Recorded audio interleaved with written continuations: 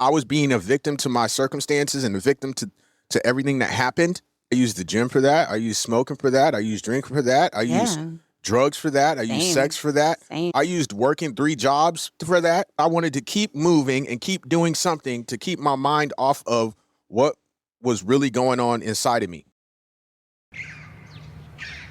Whether you're a life coach, therapist, biohacker, invested in wellness, or in the healthcare profession, if you have an intention to work in psychedelic spaces, you're in the right place then. If you're called, get involved. But first, get informed. Let's talk the 4 N's: intake, intention, in-space integration. Leading to deeper transformations. Psychedelic Coach Podcast, Talk Cole. Walk you through the process, it's all possible. Leave space for the follow through. Most importantly, integration is not optional.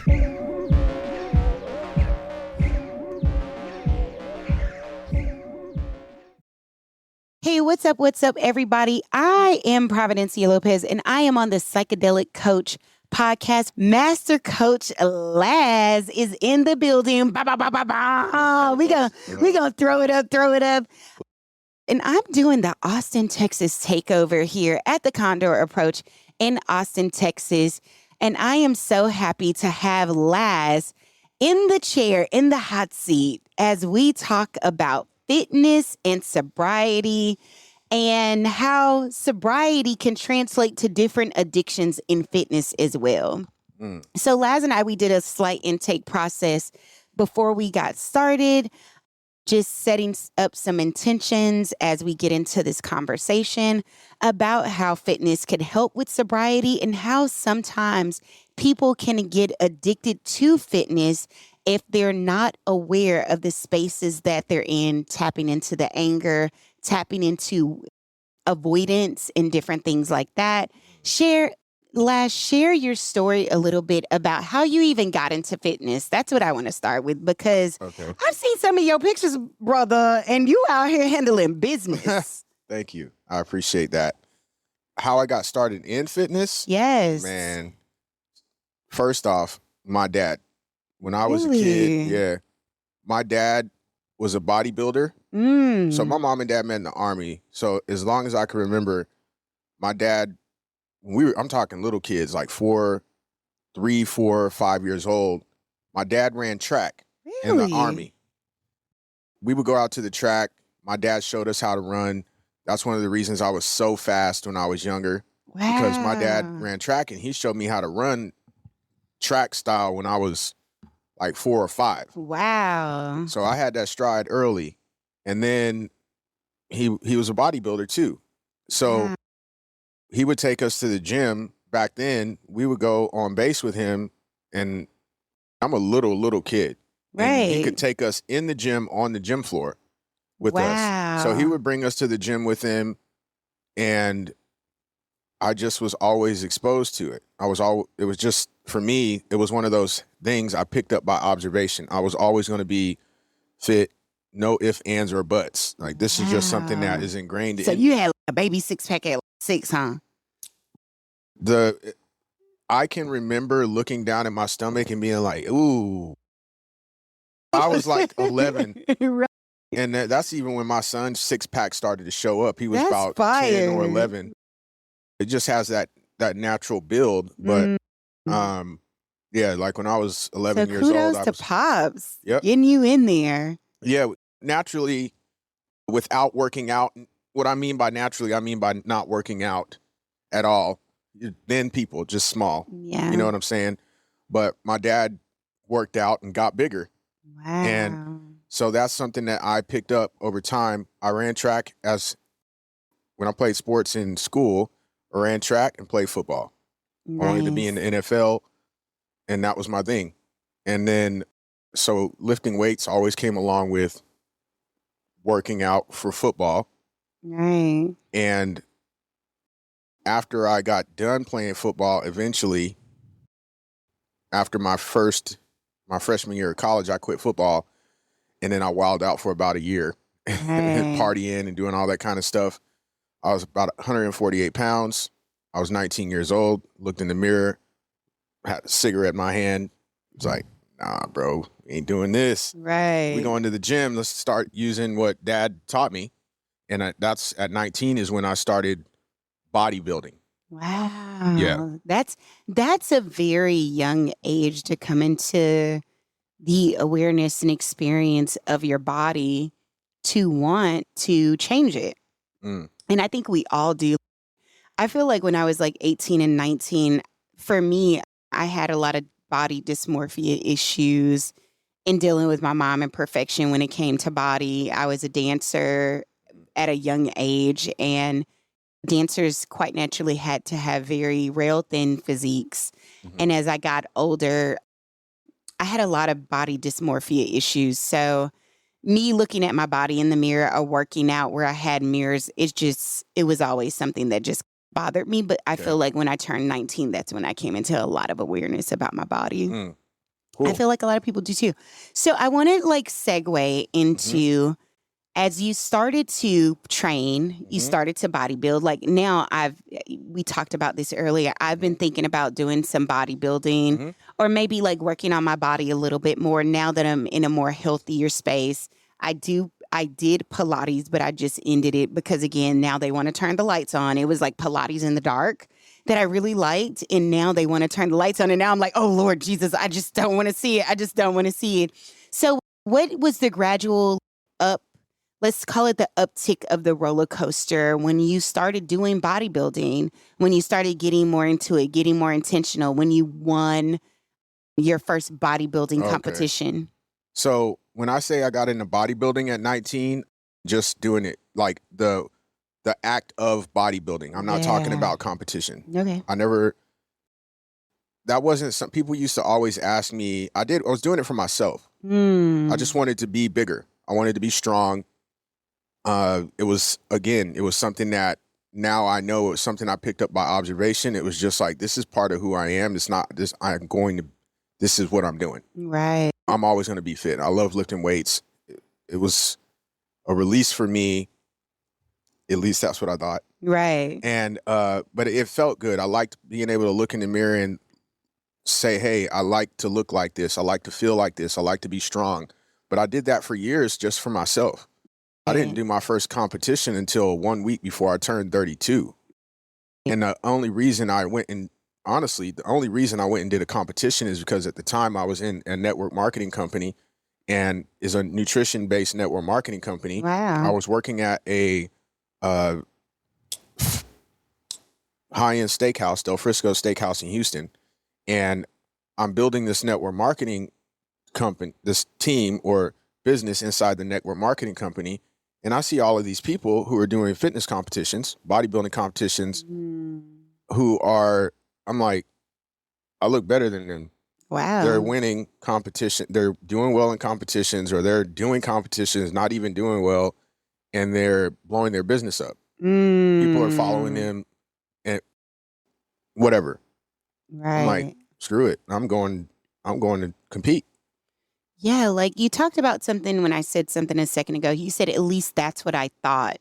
Can you talk about a little bit more about like that's what I thought and how people blow their businesses up in that type of arena? So when I say that's what I thought, I was talking about the release for me. Right. And so when I say the release in the bodybuilding circles, there's a term that a lot of people use. There's shirts with it on it. It says train the pain away. So this is an idea that you go to if you're feeling pain, anger, sadness, any of the negative, dis-easy emotions that we feel, that to get it out of you, to make it go away, you go to the gym. So if you're feeling this way, let's go to the gym. Okay. But that also goes along with the idea that most of us learned that your negative, dis-easy emotions are emotions that you should avoid, that you shouldn't be feeling. You shouldn't be mad. You shouldn't be upset. You shouldn't be sad. You shouldn't be this and you shouldn't be that.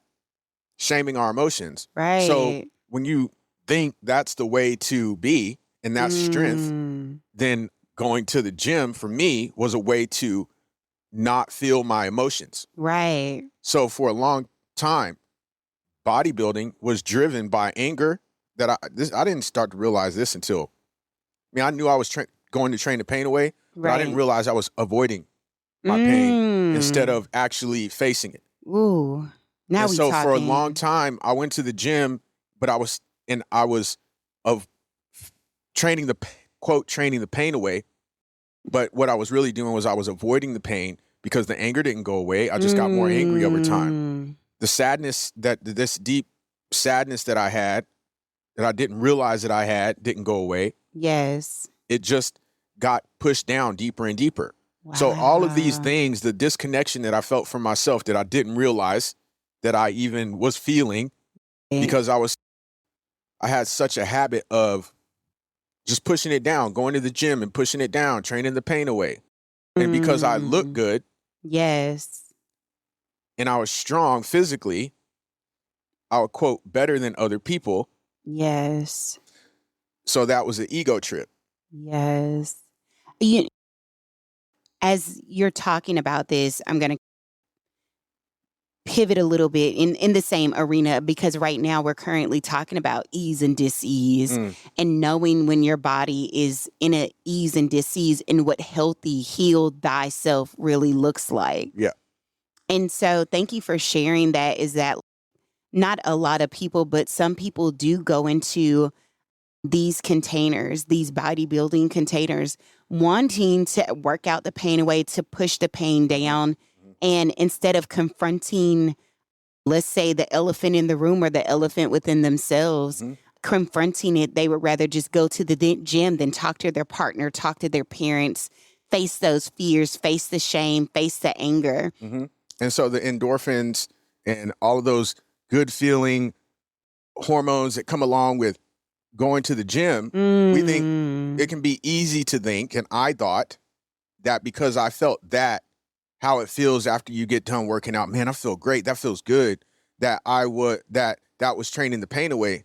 But that's just a cover up. Oh. And then, me personally, I used to work at a car lot. And when I worked at the car lot, I had a nickname. People nicknamed me Angry Black Man, and I went along with it because I was angry. Wow. I was mad as hell, like all the time. Wow. If I wasn't playing no games, don't trigger me, because I'll snap on your ass. Wow. Quick, fast, in a hurry, and I'll tell you, I'm gonna snap on you if you trip. Fighting all the time, drinking all the time, smoking all the time, I had all the avoidance strategies. You know what? It's so funny that you say that, because I've gone to anger management probably 3 times, and I feel like very similar with you, that I had a lot of avoidance strategies, which led me to alcohol and drugs. And for me, it made it an easy out when I didn't want to deal with the pain, when I didn't want to deal with the anger, the sadness, the hurt, the betrayal. The first thing I would go do is either go drink and pick up a drink, or I would go party with friends and just escape all of reality. Yeah. And I see I'm always a believer in divine reflections. Like, I see a lot of strength in you. And I used to have the term of angry Black woman. Like, I was literally a walking ball of anger. Yep. If you worked with me, you better walk a very thin line, because I was easily to snap. And I really didn't play the bar with people. And now that I'm in this new level of awareness with the Condor approach, looking at how I interact with my own emotions, how I no longer hide them, how I'm learning to be radically honest with them, with people, places, and things. It's allowing me to expand my emotional awareness. It's allowing me to be more radically honest. And now, most importantly, Laz, it's allowing me to have life balance. And what I did not realize for a long time is that my life was very much so in balance. When I tried to turn it around in certain areas, I became more of a people pleaser. Because now I didn't want to be angry about certain things anymore. But now I'm fawning and people pleasing a whole lot more. Does that make sense? Total sense. So I relate with you when you talk about the angry Black man, because I then became the angry Black woman. Yeah. So a little while ago, we were talking about avoidance, and you've seen Friday, the movie. Yes. So if you've seen Friday, the movie, you seen that part where Debo runs up, I forget his name, but Debo runs up to the dude, the UPS worker, and takes his chain, and he runs off, and they say he gonna cry in the car. And sometimes me and my boy didn't make fun of each other. You gonna cry in the car, he gonna cry in the car, making fun of each other. Drink 2 pitchers or 3 pitchers of beer on break, smoke 3 or 4 blunts, come back to work, leave work, buy beer after work, drinking beer on the 20-minute ride home, changing clothes, going to the bar and shutting it down till 2 a.m. in the morning when you got to be at work. That's 30 minutes away at 8 o'clock in the morning, and you don't get off until 8.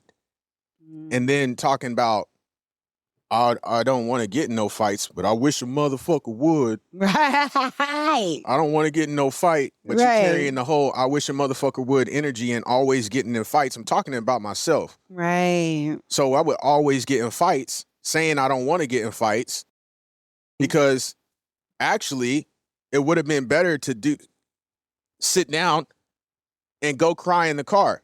Wow. Just a little while ago, I had some stuff come up. We're at Condor Pro. Stuff is always Oh God, it hit me all day yesterday. For me, constructs is what comes up the most. Yes. And my constructs get unwound more and more every day, but especially when I'm here with all of y'all who all have this language. Yes. It's like we just look at each other and we can see it. Shit. Right. So I had some stuff come up for me. I had a conversation with somebody yesterday. I'm holding space for them. They're telling me what's going on, and they're like a mirror. Right. And then all my stuff starts coming up, and I'm like, ugh. All of it. And so today I get here, and we're getting the morning started, and all this stuff started coming up. The old me would have just stayed in the room, stay in quote class, even though I've been to this. I'm at a year now. I know all this stuff. I know it. Yes. And I would have stayed in the class instead of doing what I did was I went outside. Yeah. I told Darcy, hey, I'm going to the car. I went to my car and I cried. Right. I did a meditation to release what I was feeling, and I cried in the car. Right. Sometimes you need to go cry in the car instead of going to the gym, instead of having a drink, instead of smoking a blunt. Right. Or being angry. All of this stuff can be huge. Playing video games, sex. Oh, yes. Porn. All these different things. Yes. Are ways to avoid what one is feeling. Because the idea that your feelings are weak, this is so crazy.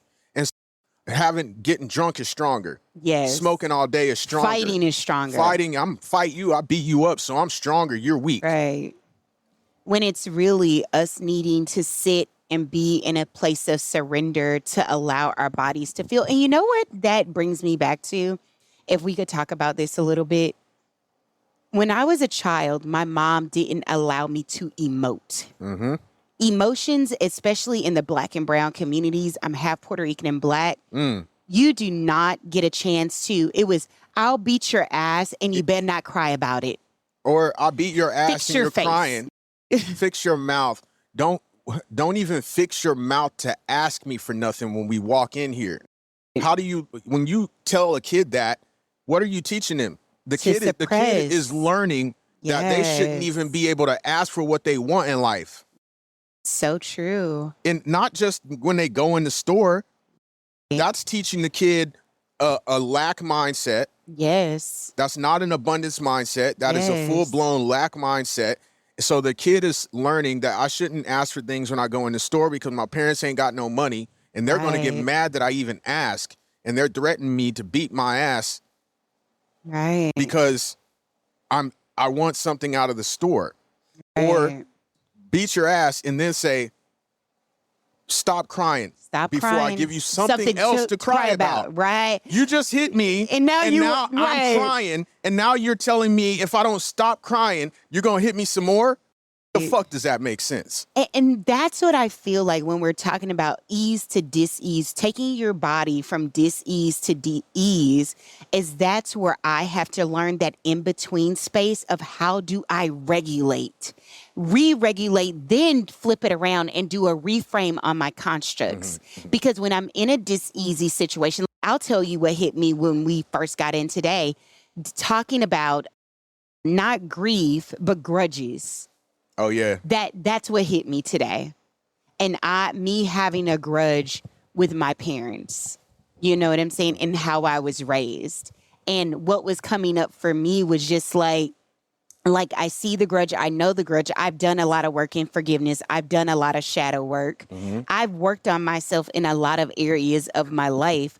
But when my constructs come up of being too much or being not enough or all these other things that hit my fault line, it hits my fault line hard. Yeah. And for me, I internalize it because I always need more reassurance. Was everything great? Did I do well? Did this happen? Did that happen? Versus just being in a space of surrender and was like, everything is already whole, perfect, and complete. I don't need anything else in this moment. And my body, my mind is okay. And I need to move my body from a place of dis-ease to ease. You know what I'm saying? I want to say move my body from dis-ease to ease, then Z's so I can sleep with it. The Z's is hard when you're feeling dis-easy. In order to get the Z's, you got to feel easy. So thank you for sharing your experience about how you had to really get up and walk away. Because for me, if I didn't understand the work, if I didn't understand the pause and the pulling back and physically scanning my body, there's a lot of situations where my anger has landed me in jail 3 times. You know what I'm saying? Fighting my family, people around me. Like if somebody was in their car and they tried to do anything to me, I've broken people's windows.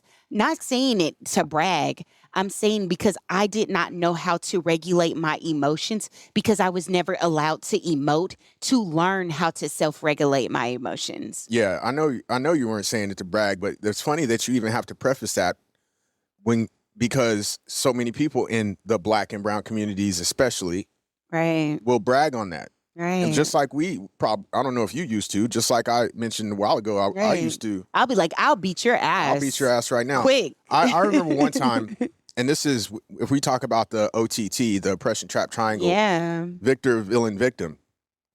I remember one time I have a friend who I called her my little sister, right?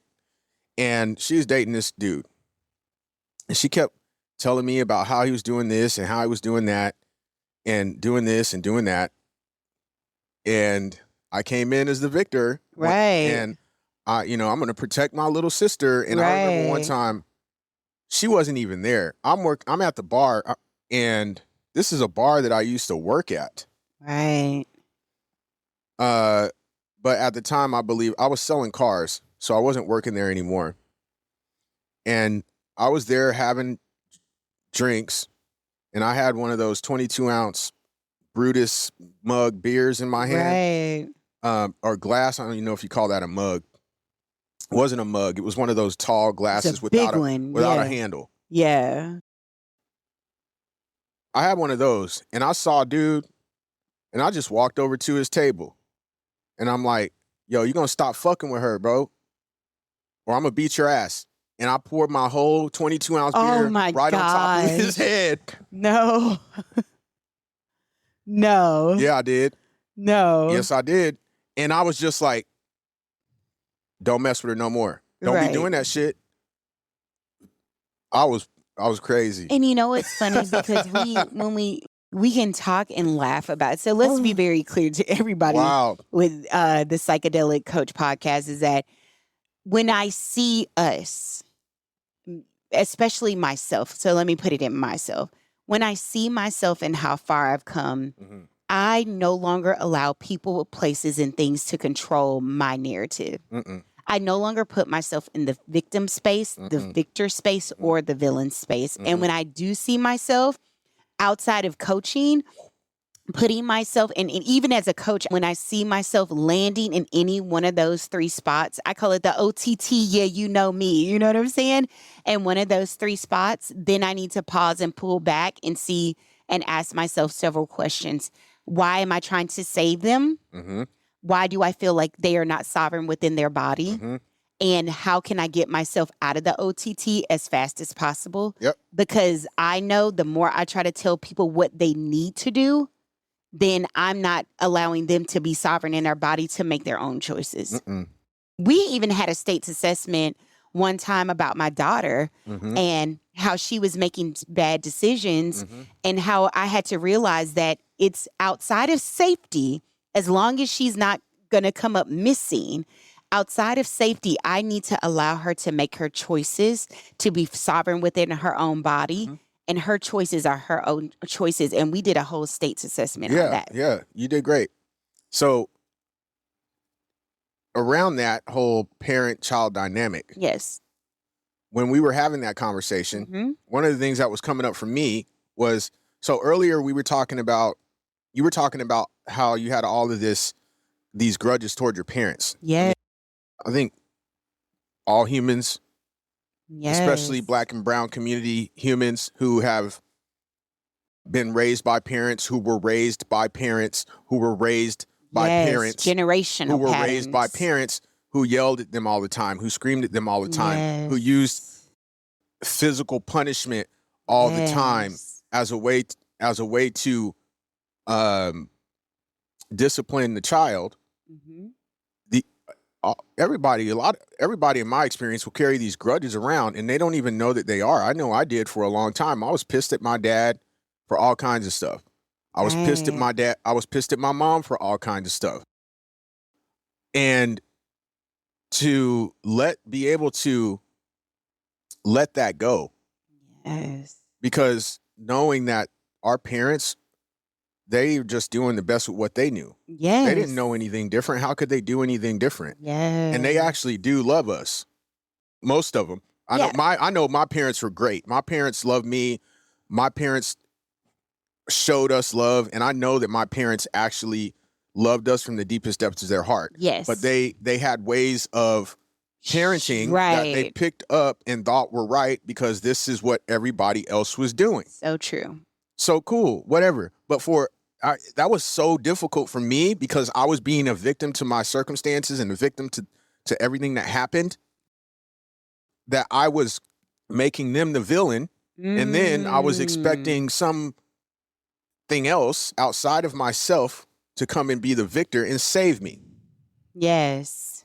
And you use the gym for that.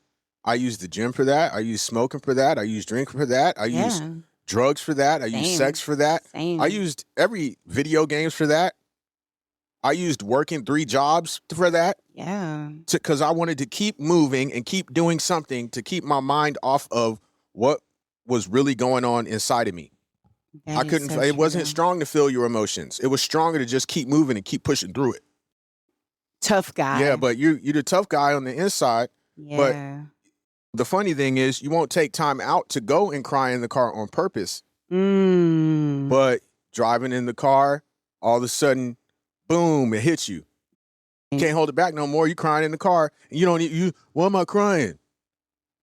Eventually, it's going to come out. It's going to come out in emotion. It's going to come out in snapping on people and your getting children. in fights, anger, snapping on your partner, hating yourself. I hated myself. I did not like myself. The anger that I had was primarily towards me because I learned that I wasn't worthy, that I wasn't deserving, that I was a sorry sinner. Oh my gosh. And that because of these beliefs that I had, there were certain things when things started to pop off. Like, I didn't know this then, but I know this now. I started going to Belton High School in April 1997. I was a sophomore. There was about a month and a half left. I was 16. Probably about a year later. At that point, I didn't start to notice it, but when I was 17, I started to notice things with my mom and dad where now I can tell you energetically, it felt like they weren't going to last. I didn't know this at the time, that this is what I was feeling. Wow. But I can tell you that I didn't start smoking weed and hanging out with the quote wrong crowd until I was 17. I was an AP student. I ran a 4.3 740 when I was in high school. Wow. That's fast for the NFL now. Right. That's amazing. Okay. And track, I was fast as shit. If I would have kept going, I would have been in the NFL or the Olympics in track. Wow. But the thing is, when I was in 11th grade, I was like, these AP classes, I don't want to do. Basically, I didn't want to do the work. And I wasn't getting A's like I was used to getting. Exactly. I was like, hey, Mom, I don't want to do these classes no more. She honored my choice. She signed the papers. I quit AP. Wow. That didn't help me do better. I just went into non-AP classes and still slacked. Basically avoided doing my work. Right. The next year, when I was a senior in high school, I was this girl, the first girl that I was ever really in love with. Long story short, we had a relationship. She broke up with me, went back to the ex-boyfriend. I was pissed about that. I was hurt and I was in this, I didn't know what to do with all of that. Right. I didn't want to feel my emotions. I remember one day before track practice, went to my boy's house. We called it the garage because we would all go over. It was a garage that was detached from his parents' house. Yeah. Yeah, but the garage is where there was a 6-foot bong. There was a 3-foot bong. Wow. We were in there just after school, before school. We were smoking, getting high. On the weekends, everybody meet at the garage. We're getting faded. And I remember one day going over to the garage before track practice, and I think it smoked a blunt or two. Wow. Went back to track practice, and our running that day, coach said run like 3 laps. I just remember running 3 laps around the track. And I ran those 3 laps like Forrest Gump. I smoked those 3 laps, and I hated running through 2 laps. Wow. I didn't even like running a lap. I was a sprinter. I hated running like that. I hated that. To me, that was long distance, and I almost quit track one time when my coach asked me to fill in for the 4x400 relay. But that day, I went to track practice, ran those 3 laps, smoked everybody. I was running like whatever. And then I walked off the track, changed clothes, never came back. Wow. I quit track because I didn't want to see that girl. I was the fastest guy in school. She was the fastest girl in school. Wow. I loved her. And my pain was so deep that I didn't want to feel it. I didn't want to see her. So I quit track. And I had scouts from Louisiana Monroe were looking at me. And the funny thing, she went there on a track scholarship. I could have done the same thing. Wow. And the next year, I got recruited by the school, University of Mary Hardin Baylor. This is in Belton, Texas, to play football. Wow. The head coach's son I graduated with him in high school. He was my quarterback in high school. He was going there to play quarterback, but I got recruited to play football there. I went there, was playing cornerback, freshman. I'm like super fast, and I thought I was good, and I was good. Season was great. School was going great. And when the off season came around, there was just some emotional stuff that came up. And I started to move. I moved out of the dorm and moved into a house that my girlfriend at the time was like, don't move in there. I was like, it's $150 a month. I don't want to live in this damn dorm. I want to be able to smoke weed in my house. That's when doing ecstasy and acid started. Right. So I quit football. And my story was I should have started. Fastest guy on the team. Wow. I should have started. I don't give a. And this dude was a junior who started in front of me. Right. So all the times that I quit, I can tell you this now because I've done the work to know it. And I don't. So all the times that I quit that I was really, really, really good at. Yes. I quit because there was a part of me that felt worthless based on other people's perception of what I was doing. So I said to internally, it was this narrative of they don't see my value, so I'm leaving. Almost like you were self-sabotaging. Yeah, all self-sabotage. Yes. All self-sabotage. But from the idea of they don't see my value, so I'm going to remove myself. Like you're hurting their feelings. I'm taking myself away. Right. Like I'm hurting them. Right. I was hurting myself. Exactly. So I was mad. Yeah. The anger that I carried was me being mad at myself for those things. Wow. Those choices. Wow. And I was making everybody else wrong for it. Right. That makes sense versus holding ownership within yourself. And then I would shut down, hide out, make everybody else wrong. Wow. Blame everybody else all the time. So may I ask, like, when did that turn over? When did those self-sabotaging? I remember we were talking earlier, you talked about bodybuilding, getting with the wrong crowd, doing the wrong things.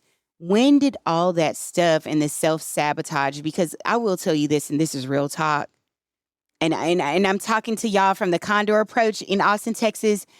This is the Psychedelic Coach Podcast. We're talking real to real. I still have to check my self-sabotage at the door. I do too. Even before I walk into this space. Yeah, because we heal in layers. We heal in a spiral, right?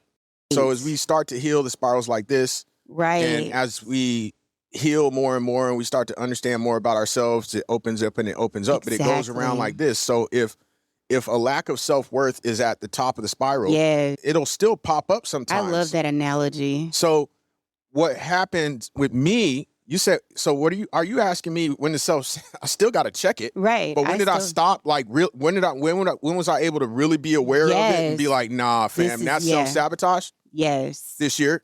Whoa. Think about, look, okay, here's what it is. Yes. I'm gonna show you. Right. How. In 2013, I started fitness coaching. Okay. And this was all intuition. Remember how I told you that I was building a network marketing company? Yes.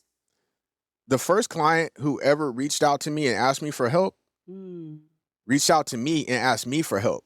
Wow. My human design is sacral generator, wait to respond, role model hermit. Same here. We're the exact same. Okay. 6'2" role model hermit. 6'2" role, and I'm an emotional manifesting generator, but sacral. I'm a pure generator. I'm wait to respond, listen to the gut. If I start making logical decisions and it goes against what my gut says, that's where I screw up. So, those of y'all who are listening to this and y'all know what I'm talking about, y'all know what it is. Yeah.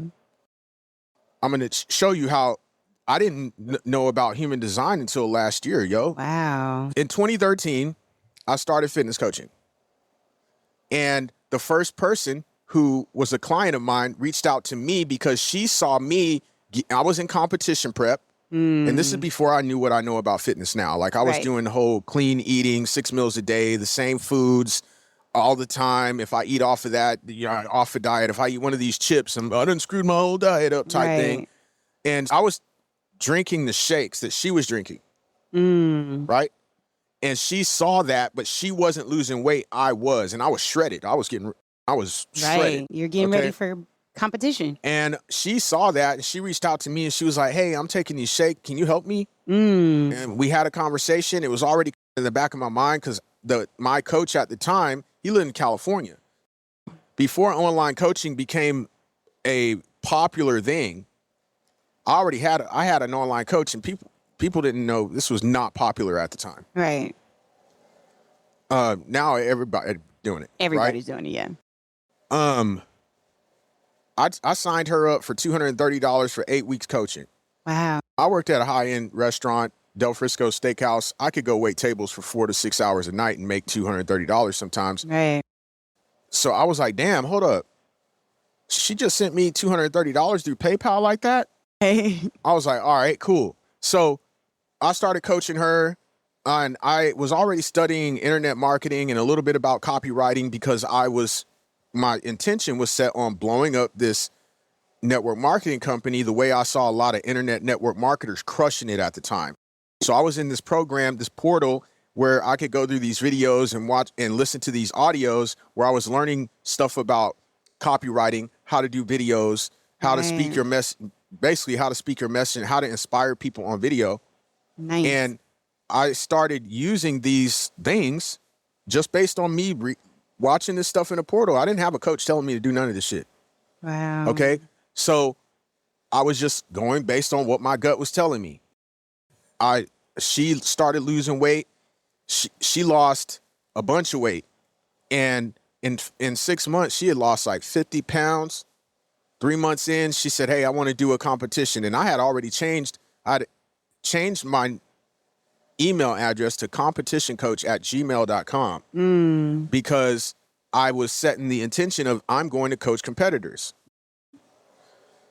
And I had that before she reached out to me, that email, or before she asked me to be a competitor. Right. Okay. 3 months in, she was like, hey, I want to compete. 6 months later, she stepped on stage. She didn't win, but this is when it really started to roll. Okay. 4 months after I started coaching her, I quit my job. I was getting ready to go to USA's national level bodybuilding competition where, you know, in hindsight, I didn't really need to go there. I got my ass whipped. Really? Oh, yeah. Yeah. Dude who won my class was same weight as me, but probably 5 inches shorter. Wow. You know what I'm saying? And I'm not tall. I'm 5'7" on a good day. But he was like 5'3", with your heels 5'2", like with my shoes on. I ain't even 5'8". And dude was the same weight as me. He was like, man, you look good. I was like, man, you do too. What class you in? He told me my class. I was like, oh, shit. Right. But anyway, I was getting ready to go to USA's. And I go in, I put my 2 weeks notice in at work. The next day I go back and the managers call me in. This is the slow time. This is Houston. This is Del Frisco Steakhouse. This is the most popping steakhouse in the town at the time. And it's slow season because kids are out of school. This isn't the Galleria. Kids are out of school. They on a jet. They gone. Right. It was slow season. I came back to work the next day. They said, hey, we're going to honor your 2 weeks. And so a year and a half later, I had 75 of my own clients. I had rekindled the relationship with my wife, and our son was 5 years old. There was 12 other coaches on my team. Wow. And in our group, we had 460 plus people. 75 of those clients are mine. 12 other of those people are coaches. The other 300 and whatever, 70 people were clients, the other coaches, but they were all coaches on my team. Wow, that is amazing. Okay. So that was 2015 to get married to my wife. I got all these people on my team. I've got all these clients, and I'm looking around at myself. Why am I having to work this hard every day? I sat at my desk, but I felt like I was a chicken running around like a chicken with my head cut off. Right. I was like, but I was doing low ticket coaching. I was not charging what we were what are worth at all. I was charging people like $200 a month. I had to really have a lot of clients to make 10 G's a month. Exactly. You feel me? I was looking at this thing, and I had no wherewithal of high ticket coaching at the time. I was like, this ain't it. So me and my best friend, our first business was a real estate company. We were buying, this was in 2008. We created a company and we started learning how to flip real estate notes. So in my mind at the time, I always had wanted to get back in real estate. And this is what I was thinking at the time. He connected me with his mentor that was teaching him how to build a real estate fund. And so I had a conversation with this man. His name is Joel. Me and my best friend had a conversation with him. And my best friend didn't see it, the value in what Joel was talking about. I did. I personally, there's been certain things in my life, like when I learned flexible dieting, when I went into learning how to build a real estate fund, real estate syndication, and how to put that kind of thing together before it got really popular in the real estate world. Anyway, I told myself I was going to hire this mentor. A few months later, I hired this mentor. I paid him $15,000. I'm going to build a real estate fund. He made an exception for me to take me on as a mentee because of what he saw me create in fitness. He only took people who were real estate practitioners or finance guys, because a real estate syndication and a fund, that's a finance thing that uses real estate as the investment. Okay. So he made an exception for me because he saw what I did with fitness and what I did with my body. He said, if you can do that, you can do this. Wow. So I started studying for my real estate license. He told me, hey, you need to connect yourself to someone who's already doing real estate deals. My best friend was going to move to Dallas. I was like, I can do fitness coaching anywhere. So when our lease was up, I'm newly married, been married for 7 months, and moved my family. When our lease was up at the place me and my best friend were living in Austin, we all moved to Dallas. Wow. Okay. So I packed my stuff up, went to Temple, packed my wife's place up, and we all moved to Dallas at the same time. We lived, me and my best friend and me and my family lived right across the drive from each other in one of those little townhome developments. Oh, nice. So when we moved to Dallas, I'm doing real estate deals. I still got the fitness company. I'm getting ready for a competition. And I start building my own pre-workout supplement, my own, okay? Wow. With another guy. We were using my branding. I had somebody who put up the funding to build the Major Gain Sports and Nutrition branch. Right. I was just using my influence. He put up every dime for that, okay? And then I quit a competition. My wife went back to work in June 2016. Okay. When that happened, my constructs, my ideas of what this should look like, because in my mind, she was never going back to work. And my daughter was going to Montessori school, not a regular daycare. Right. That shit is hot. Look, and where my wife was working, though the lady who ran the daycare was a doctor, and this lady was a doctor, and she was running that daycare. That daycare was super cheap, but I didn't know all of this at the time, that the level that lady was at with how she was running that daycare like a little school, because it was in the hood. It was in South Dallas off MLK. Wow. And I hated that. I hated myself for it. I hated myself that my wife went back to work. She didn't even have a problem with it. When she left that day, I cried on the stairs for 30 minutes. Beating myself up. And this is where the mindset that I had that helped me to crush it, then when that happened, I didn't have the tools that I have now to be able to handle what happens when. I didn't have the tools that I have now to be able to handle all of that I was creating. All of that change and all of that stuff shifting. I didn't have the tools to move through my stuff. I didn't have the tools to allow myself to feel what was actually going on. So I got back on Adderall. I had started using Adderall, and it turned into an Adderall addiction because I was doing competition prep. I was doing real estate deals, fitness coaching, building so much, all this stuff. I'm like, man, I need to focus. That Adderall is whack. Long story short, I quit a competition 4 weeks out. I was ready. This is the first year of Classic Physique. My last competition I did in 2021, I smoked it. Classic Physique. This was the first year of Classic Physique where I could have, if I would have stayed on that track, I could have gone pro. But I quit a competition 4 weeks out. My son quit karate 4 weeks later, and I let him. Why'd he quit? Because he was watching me. Wow. And I let him quit. Just like when I asked my mom to quit AP, she signed the papers. This isn't anything against my mom. This is telling you, this is sharing with people like how we can be programmed based on our life experience and what the choices that we make. So okay. True. So, then I started getting a lot of deals under contract with doing the real estate deals with my best friend. A lot of deals under contract. Some started to unwind. I had this momentum going with finishing out the real estate fund and getting that thing completely open, because there's a lot of paperwork and a lot of planning that go, and at the time 50 racks total that went into even being able to open it to receive money before we could invest money into anything. Wow. Okay.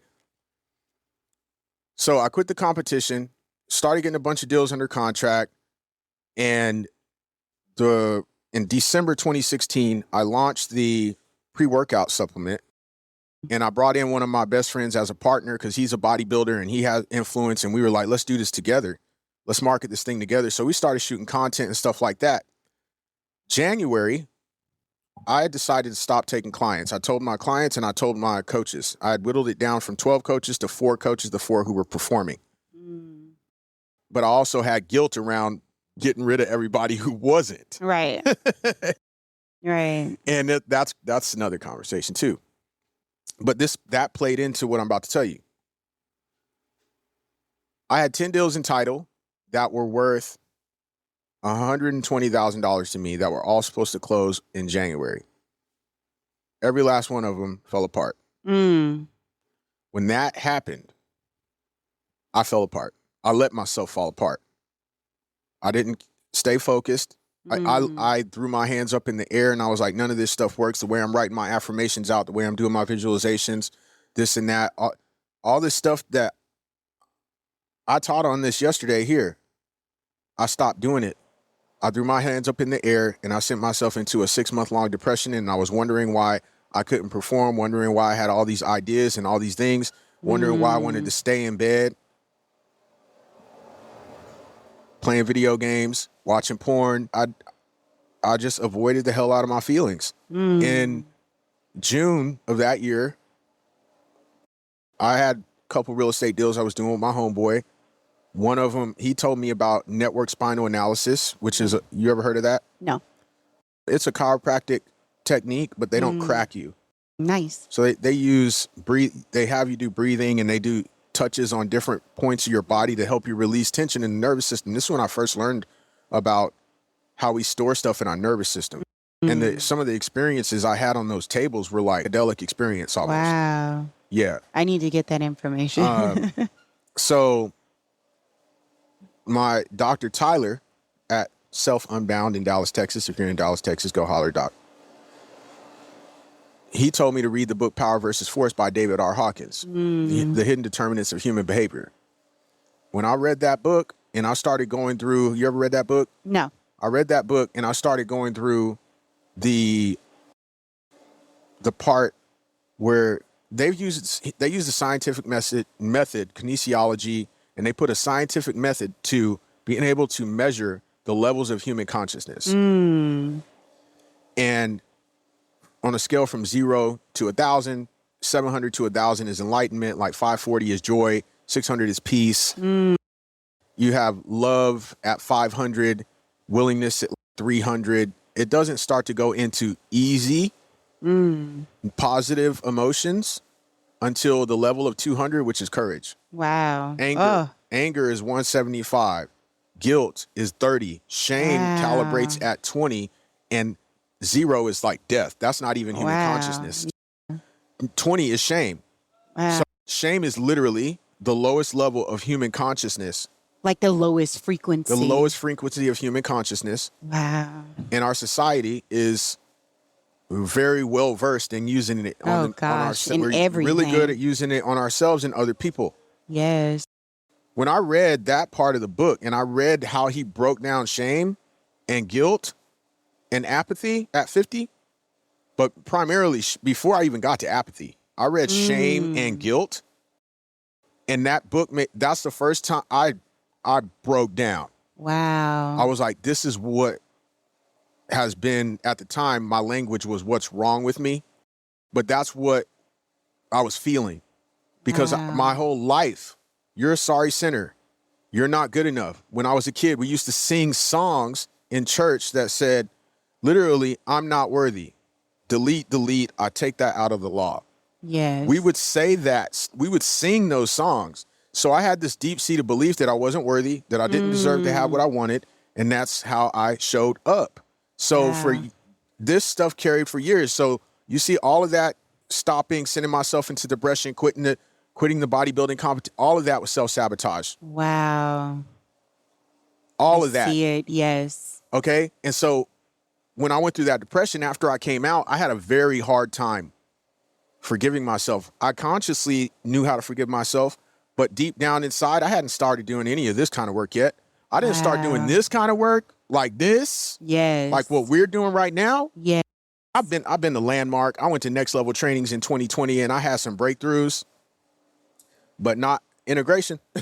Yeah, it ain't Look, optional. I had some breakthroughs, but the deep, really knowing what's going on with myself, I started doing deep shadow work in 2021 with my first, quote, life coach. And that's when I started to see the anger. I didn't realize how deeply anger was driving competitions and bodybuilding until 3 months away from my last show. So March 2021, I was 3 months out, and I realized that's when I saw it.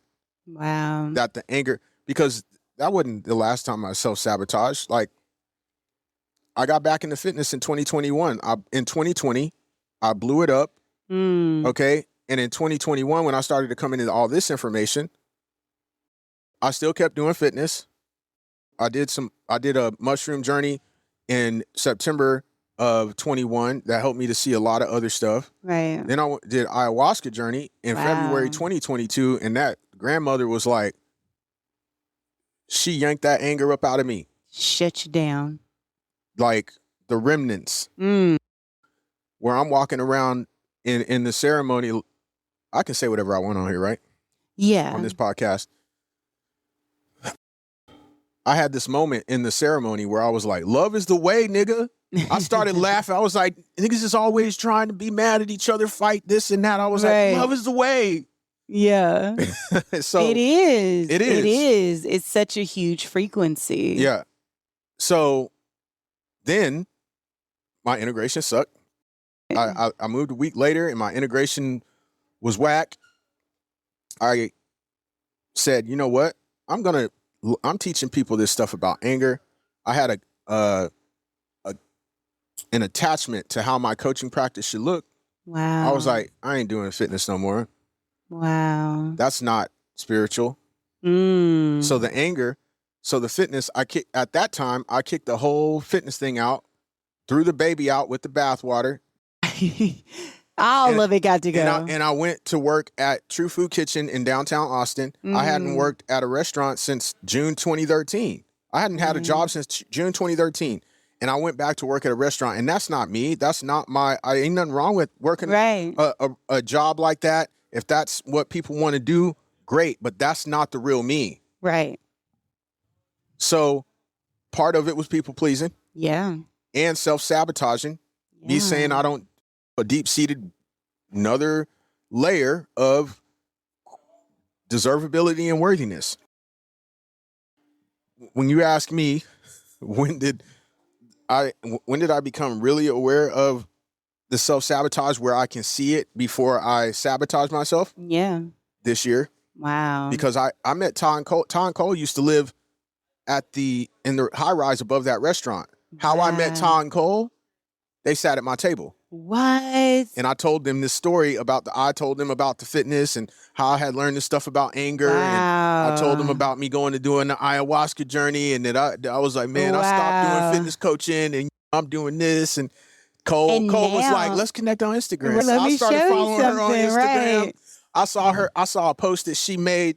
She was talking about people go on these journeys and they don't have integration. And integration sucks. And then she was talking about these pillars. And how people have these pillars in their life, and then they go into a journey, and then they see how this thing was attached to this pillar. Right. My pillar is fitness. She's talking about these things that we've created in our life that have created a lot of good.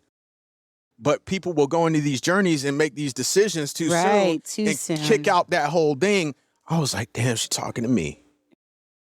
And then I went through another phase of, damn, I'm mad at myself. Wow. But I was aware of it. Yeah. And so for me, this container has helped me bring together a lot of one of the things that I experienced, and I'll just be real people. In 2021, I chose to do a lot of digging, like shadow work that was digging into the story. Yes. Okay, we can have shadow work that is surface level, doesn't dig into the story. That's cute. I call it the Instagram healing.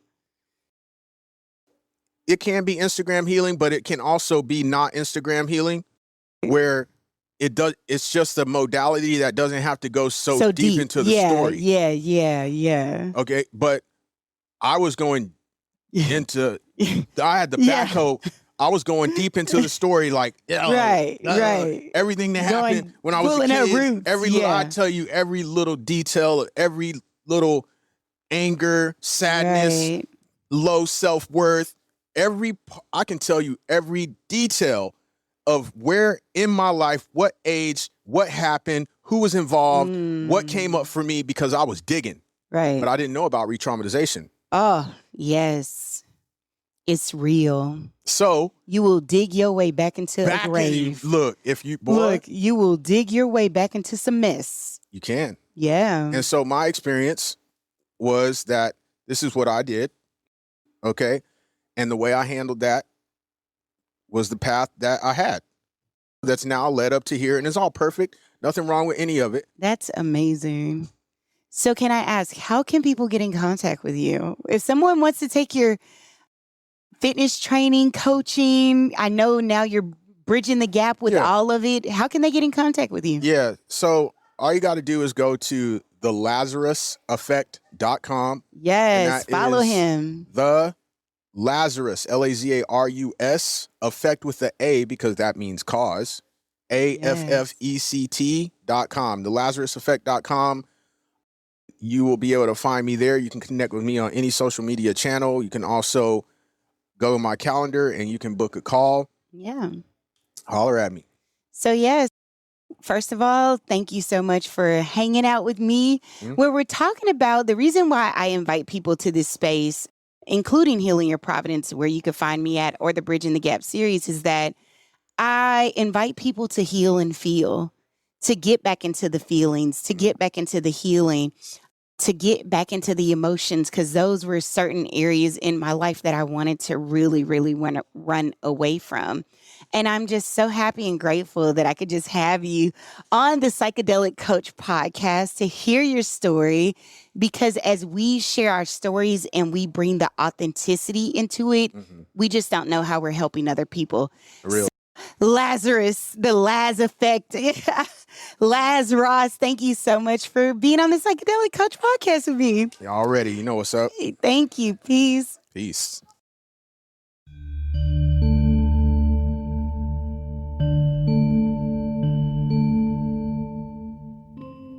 Some things need to be healed in community, and we offer you something unparalleled with the Condor Approach Live. We're going to talk about how to prepare for, navigate, and integrate your psychedelic experiences for yourself or those that you love. These live events are catalysts. They really allow you to uncover and unleash the potential that you already have within you. When you're surrounded by like-minded people who are walking the walk and are committed to the path, you may even find your next facilitator or coach, but this event is designed to foster genuine relationships, give you community that supports and uplifts you, wants to see you win. If you've been wanting to embody this understanding and take these skills to a new level, then a live dynamic environment is just the way. You can go to thecondorapproach.com. That is thecondorapproach.com, and we will see you in February.